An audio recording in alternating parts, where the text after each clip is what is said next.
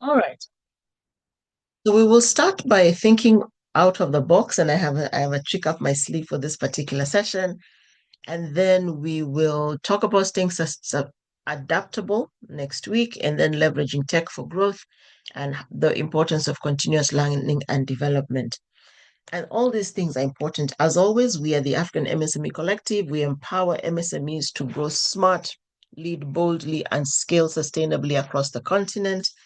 And it's really because building African businesses that thrive will stabilize our economy as African people, and it will also ensure that we are moving at the right pace. So we use practical tools, strategic support, and a strong connected community. My name is Chasubire Talitwala, and I work very closely and very well with my co-founder, Joe Mukoko. And what we do in this space is we ensure that we give you the tools, some from a storytelling perspective, some from a business development perspective, and any other help you need that we do not have individually comes from within the collective. All right.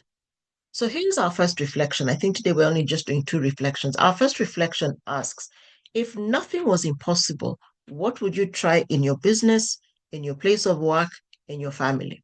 If nothing was impossible, if all factors remaining constant, you would accomplish everything, what is it you would do?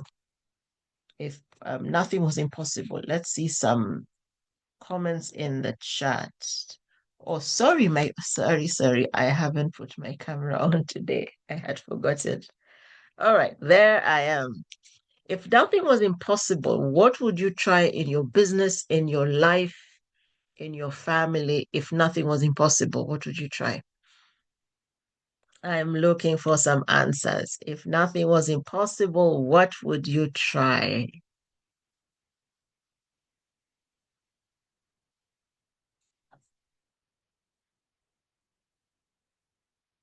Today I'll be patient and I'll wait for answers. There are days I skip through. Today we're waiting for answers. Everything I dream of. Tell us one of those crazy dreams, Onika. I know your dreams are amazing. So tell us one of them. What is one big thing you would try if nothing was impossible? Quit my 9 to 5 and do full-time ministry. Wow. I love that. I absolutely love that. Quit my 9 to 5 and do full-time ministry. I love that. All right, somebody else. If nothing was impossible, I would have a film studio to film my mini series. Oh yes, yes, your training series. Sounds good to me. One more person. If nothing was impossible, what would you do?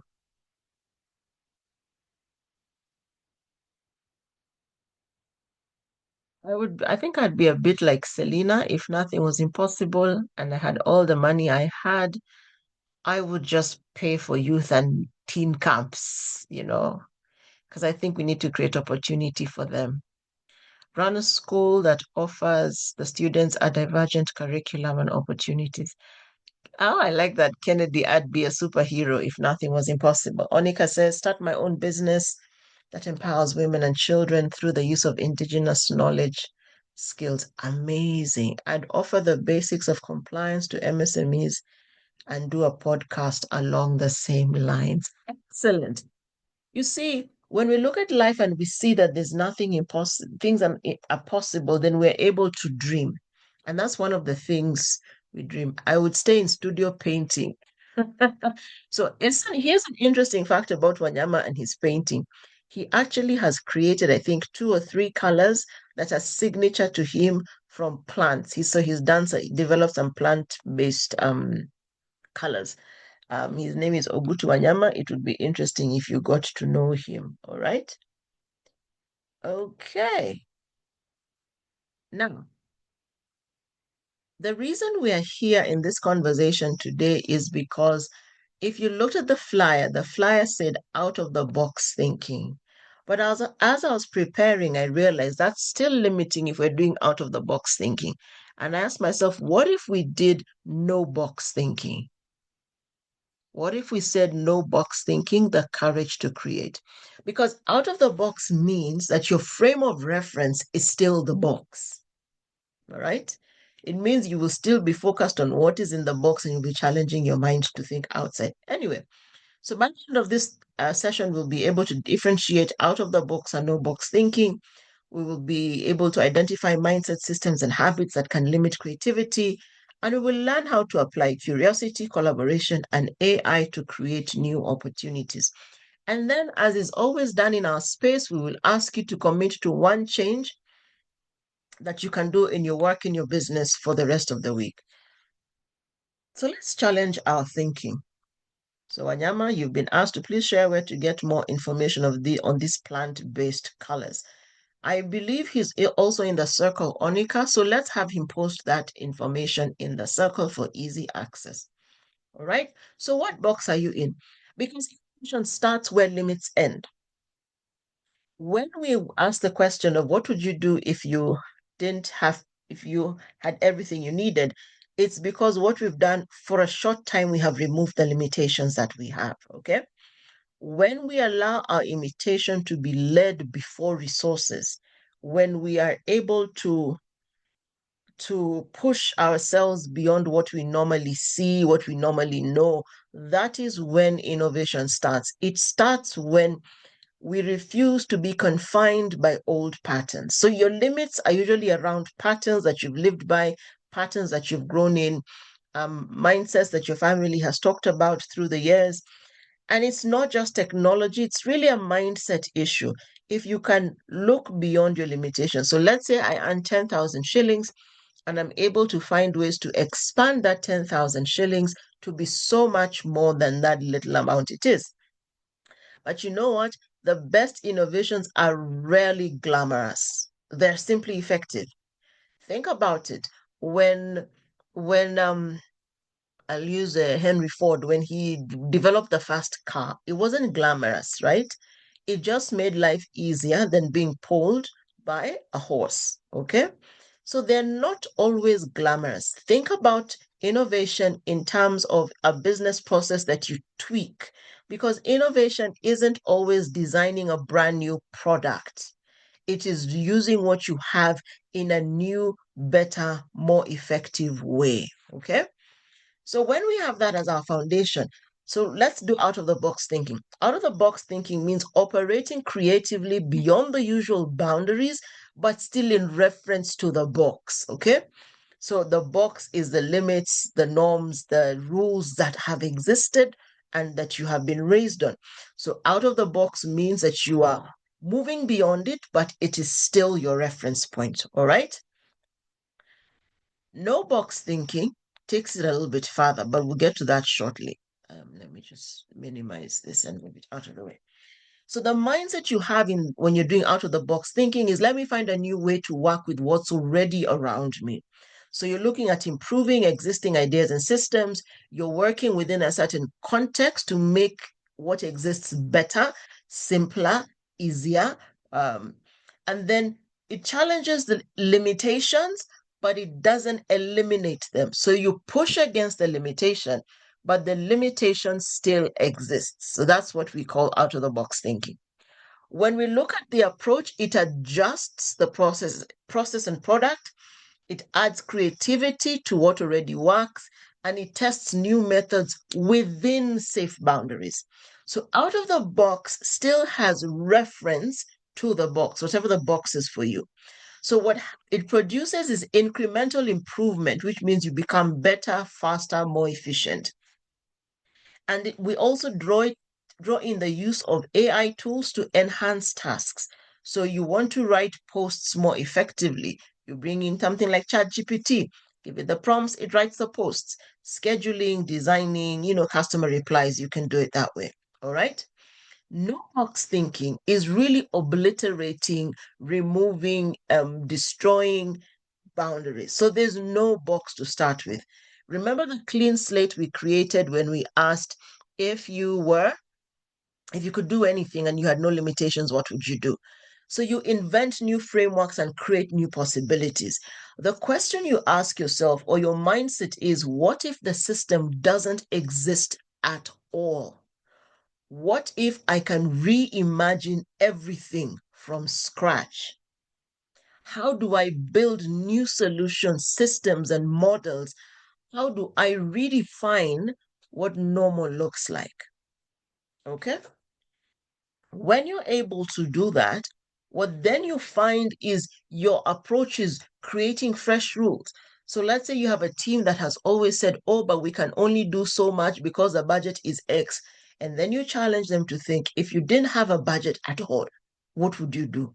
Or if you had every coin you needed, what would you do? So you're creating new rules. You're challenging existing assumptions, existing levels of comfort. You're challenging industry norms. Think about, let me use Safaricom as an example. When they started as a telco, a telecommunications company.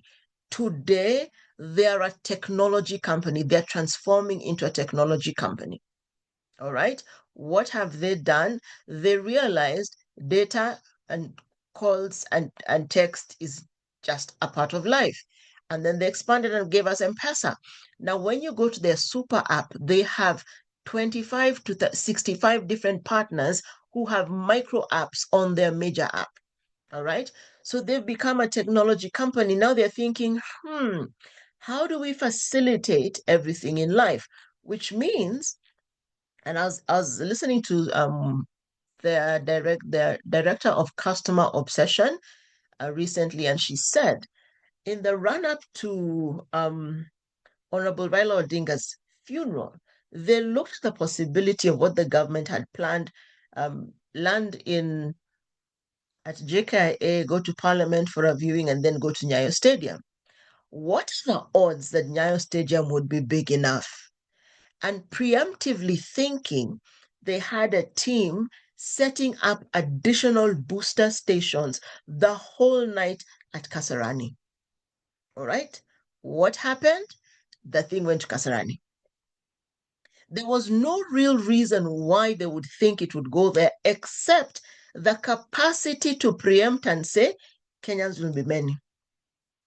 And at one time they were, because Kasarani holds 60,000 people, the stadium was almost full. So imagine bringing those people to a 30,000 capacity stadium. That's no box thinking. Saying, yes, the plan is Nyayo Stadium. However, in how we know Kenyans, we suspect that this location would be moved to Kasarani.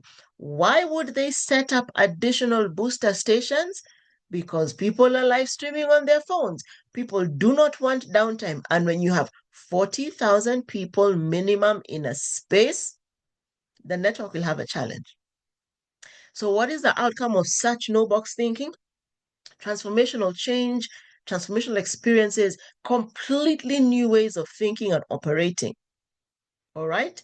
Which means then it would be to use AI to redefine possibilities.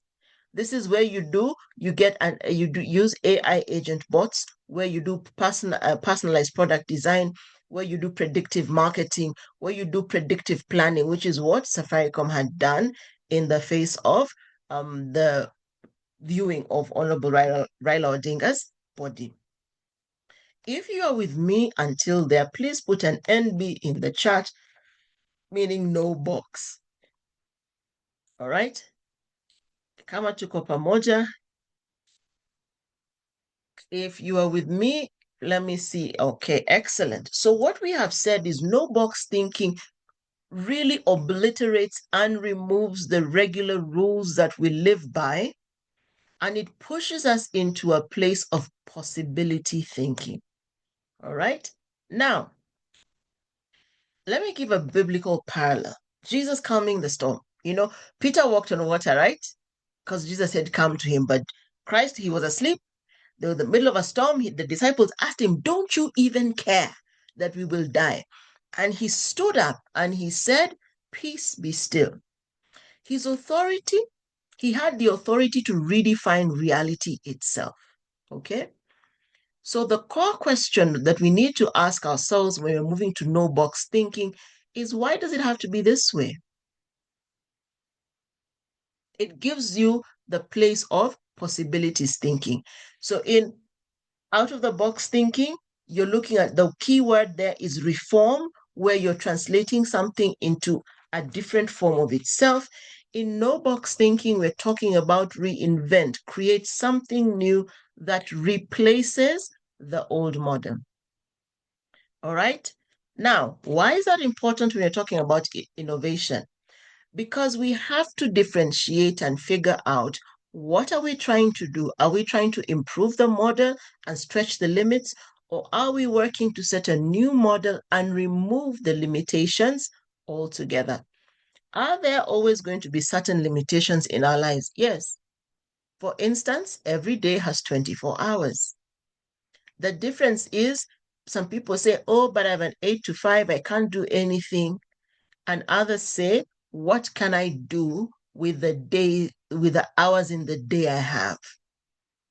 I've always wondered how people will work 8 to 5, go to school, run a business, and maintain a family.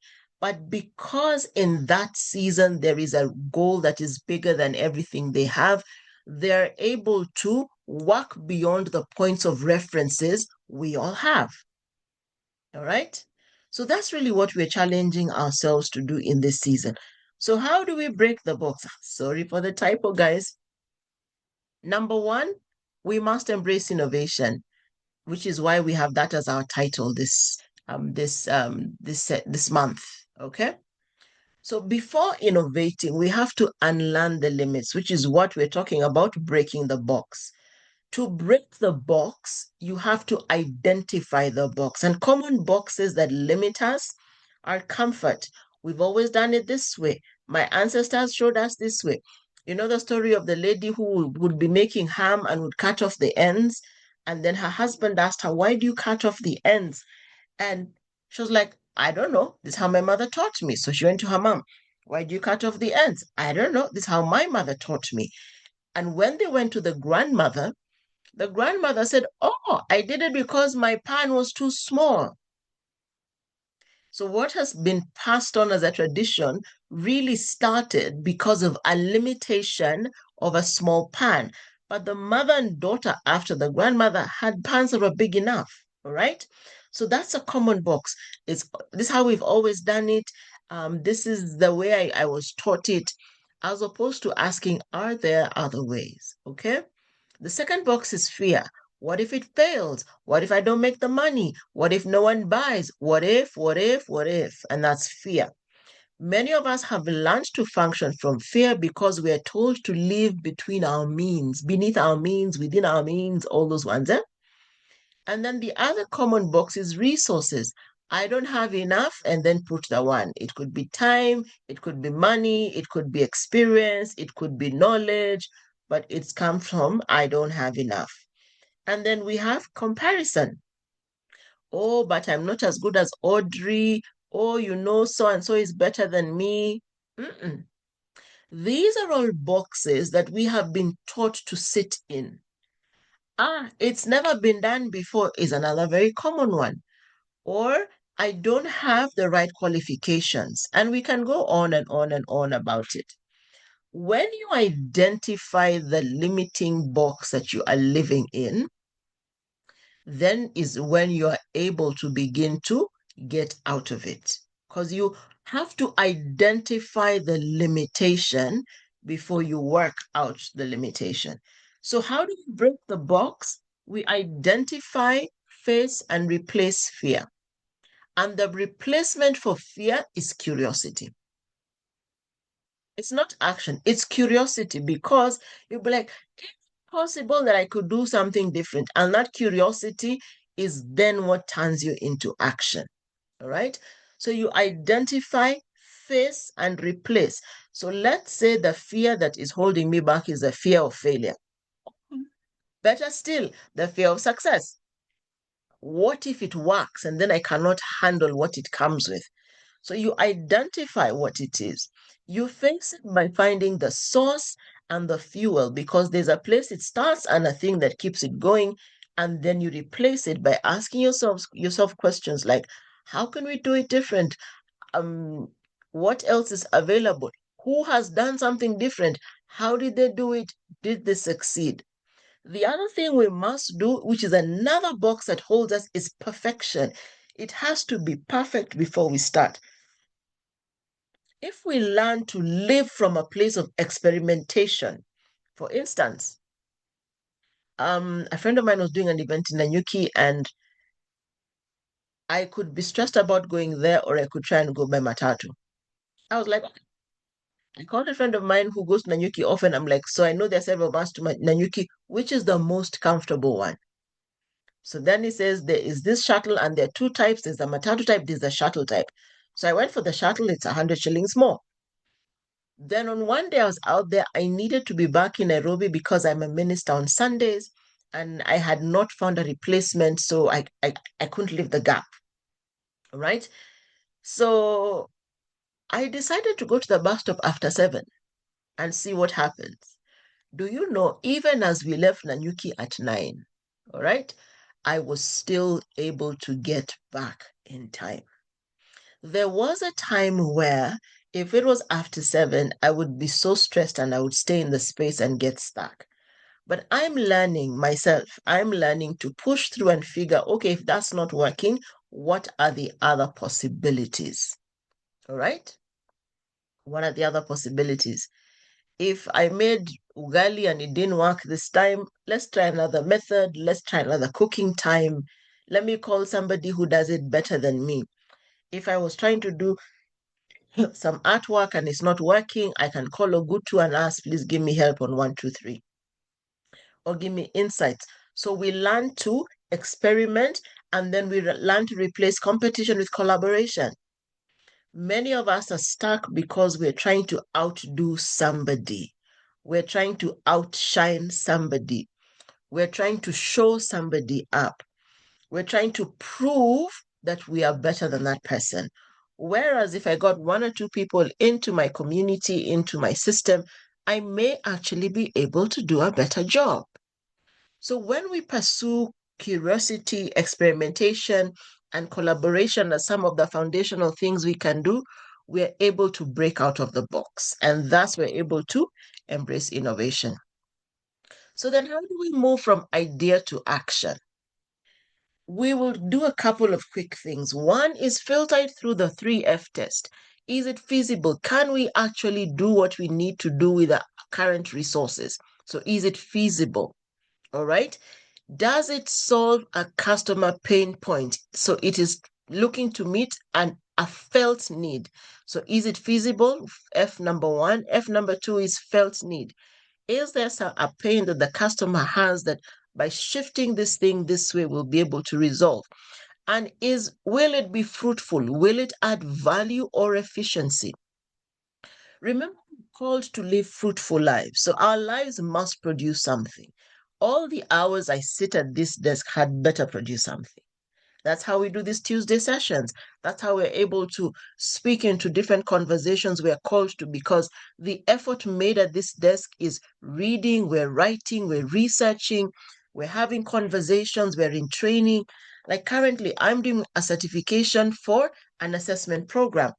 Is it easy? No, my life is already so busy. In fact, I think I signed up for it without full knowledge of what it would take. But I signed up because it will help me address a felt need in our ecosystem. All right. So now I'm becoming fruitful because I'm putting my hand to the plow and I'm staying on course. So those are the questions you ask ourselves. So how do you do that? Start small, prototype, test with a few customers. If you're not an entrepreneur, you're an intrapreneur, which means you work. Test your ideas on a small group. Begin to have small conversations. Get quick feedback. Deploy something. Remember, in all our spaces, we should be looking for minimum viable product, right? Minimum viable product, and then we're able to improve it and keep launching as we go. And then improve and scale gradually. So mini MVP, and then you get feedback, you incorporate the feedback, you send it out again for prototyping, you bring back for feedback. So what you're doing is you're growing incrementally, as opposed to waiting for everything to be ready and then you grow. All right. but the thing I want us to sit on a little bit is what we call the 3R framework, which is rethink. So you question your assumptions, you redesign, simplify and rebuild around value, and you rise. So it's test, learn, and scale. Okay. So let's jump into rethink. In rethink, you're challenging old patterns and assumptions because every sustainable business begins with clarity, and clarity comes from why. And you need to ask yourself at least five whys. Okay. So why do we do these things this way? Because we've always done it this way. Why have we always done it this way? When the company started, this was a model. Why haven't we tested it for effectiveness? Because it's been safe. So that way you know you are stuck in an ecosystem because you're choosing safeness. Or the customers didn't like this product. Why? They said it took too long to get to them. Why did it take too long to get to them? Because we didn't have enough product in the stock. Why in the store? Why didn't we have enough stock? Because our machinery broke down 2 weeks ago and it's been breaking down ever since. So the reason your customers are not happy is because there's a back-end problem. All right. So you ask yourself why until you get to the foundation of it. You challenge everything that's familiar.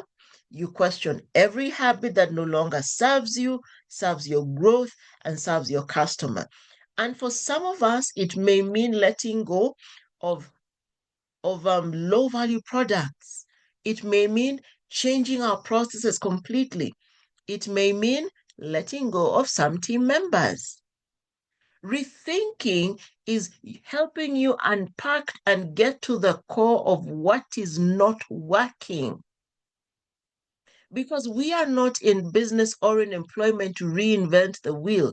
We're not there to keep things that are not working. We're there to add value. All right. So it may mean updating your pricing to reflect value. It may be reworking your marketing and how you communicate. But understand that faith and innovation often live in the same space with the obedience to rethink. And rethinking is a breath of fresh air. It will completely help your life. All right. And you see, rethinking challenges everything you think of. And the scriptures say, be transformed by the renewing of your mind. Because when your mindset shifts, everything else follows. When your mind is moving in a new direction, there's nothing you cannot do. Everything follows in that direction. So whether you shift in a good direction or a bad direction, your mindset is really the most amazing thing in this space. And because we are people who are seeking to grow, we cannot let our minds shift into negative directions. So this is also the place where you challenge the voices you hear in your head. People who have always told you you will never be much, you will never count too much. I don't know who's seen the challenges of when your math teacher told you you won't go anywhere, and then you go and ask them, well, you happy? Because something happened as you grew that popped that screw loose and you moved and you grew. All right. So this is rethink. So after we rethink, we redesign. We create smarter systems and fresh solutions because we have to make small practical adjustments. It's small practical.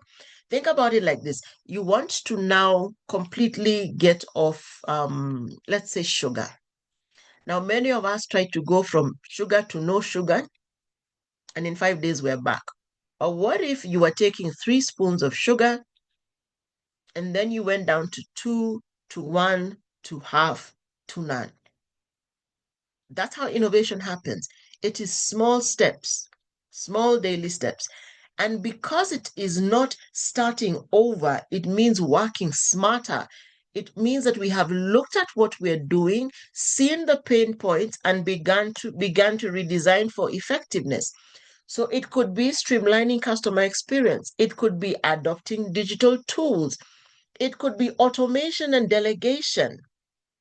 The core thing is you are simplifying something to improve it. So you could simplify a process, you could improve communication, you could train your teams, you could learn to speak better. Sometimes the reason our teams are not following us is because our communication is lackluster, it's substandard. I remember the day I discovered I don't communicate as effectively as I always thought, and I was in shock. Because up until that point, I had said to myself, I speak very clearly. What I had not accounted for is speaking to people who don't have a background like mine.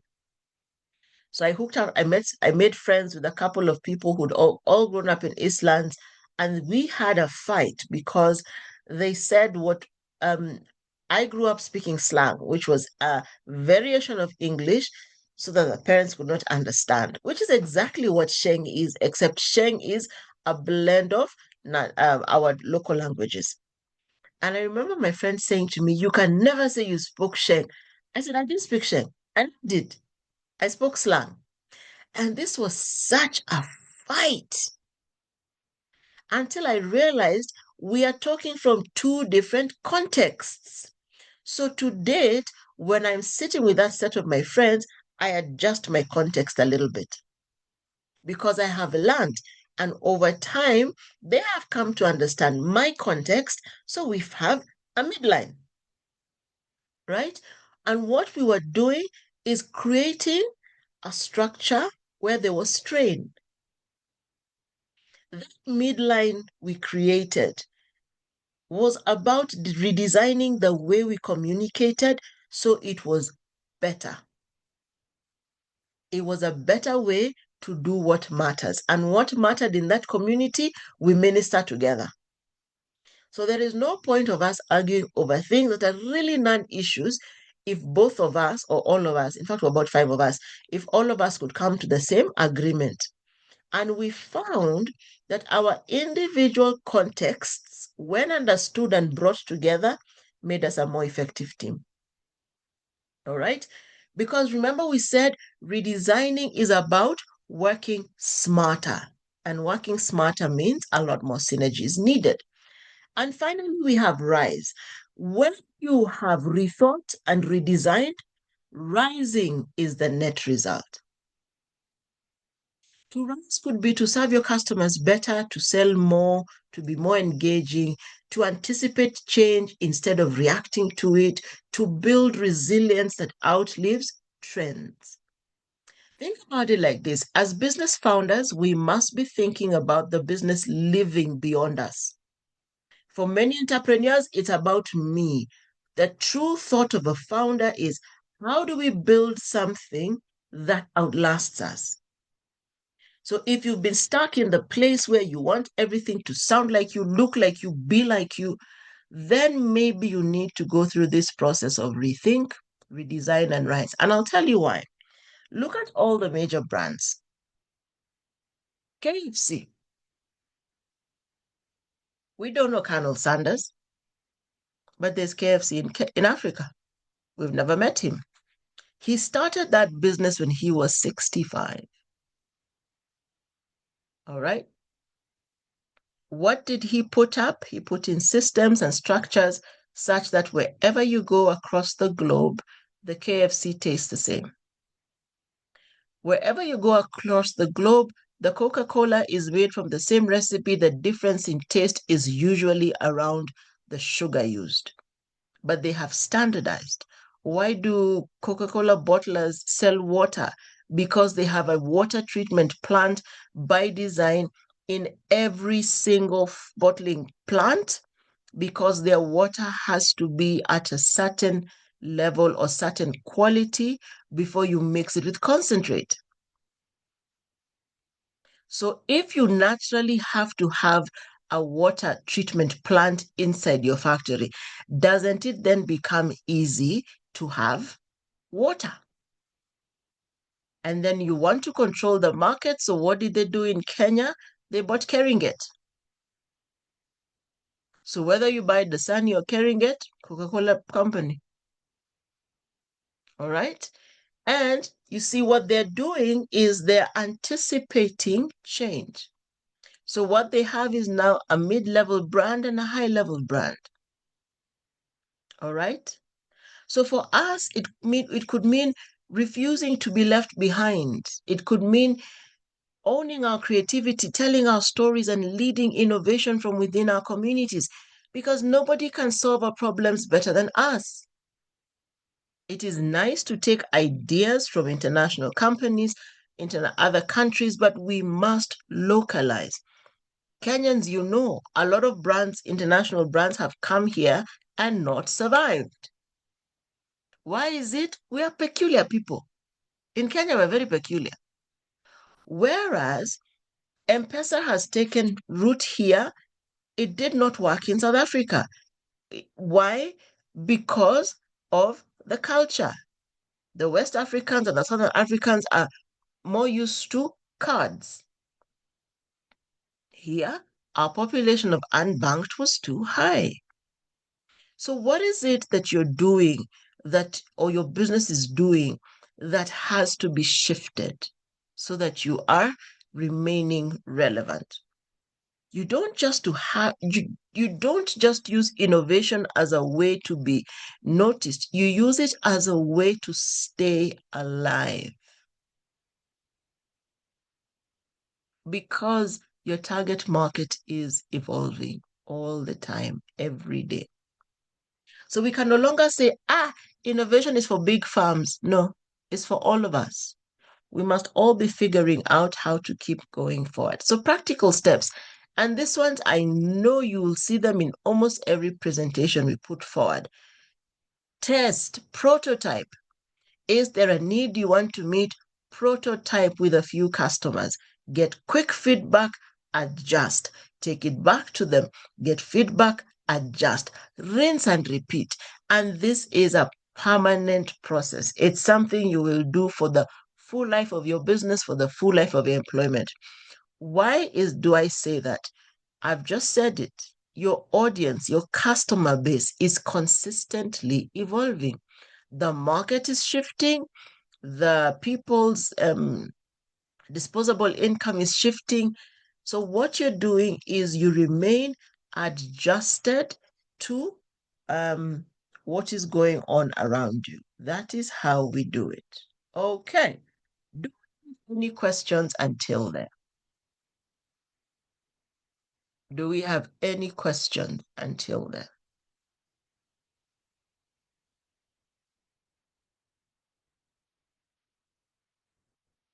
All right.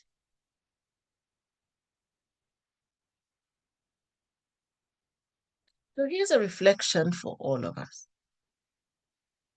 What is one thing you can simplify, improve, or change immediately? What is one thing you can simplify, improve, or change immediately?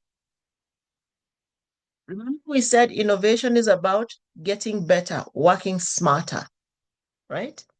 It's about small daily incremental steps that will get us to our end game. So, what is one thing you can improve, simplify, or change immediately? I'll give you a moment to write that down so that then you can start being accountable for it tomorrow. Actually, tonight. Tonight. We can start being accountable for it tonight.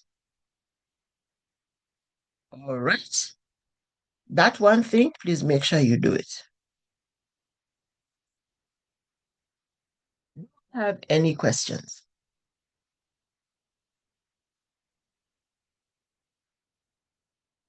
So, the one thing I'd like us to have as a takeout as we wait for questions is to understand that innovation has to be a part of our daily lives. It has to be a part of our daily lives. We cannot get far unless we are willing to innovate. And no, innovation is not some really out of the market, top of the line, incredibly difficult thing. It is in the simple things we do every day.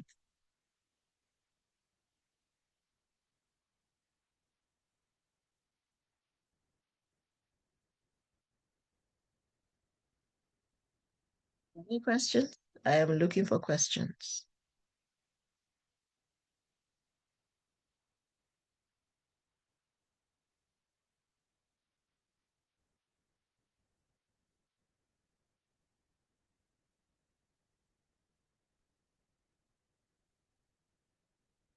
Mm.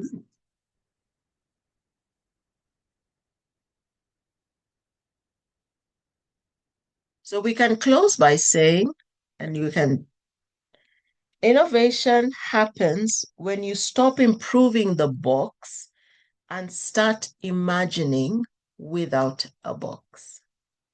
I'll say that again. Innovation happens when we stop improving the box and start imagining without a box. Thank you. And I will hand this over to Joe.